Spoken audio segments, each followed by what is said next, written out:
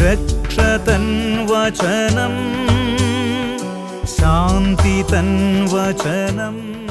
പരിശുദ്ധ അമ്മ എലിസബത്തിന്റെ കൂടെ 3 മാസത്തോളം താമസിച്ചു എന്ന് പറഞ്ഞ് ആ എലിസബത്തിന്റെ കണ്ടുമുട്ടല് അവസാനിക്കുകയാണ്. മറിയം അവളോടുകൂടി 3 മാസത്തോളം താമസിച്ചു. പിന്നെ വീട്ടിലേക്ക് മടങ്ങി. ലൂക്ക 1:56.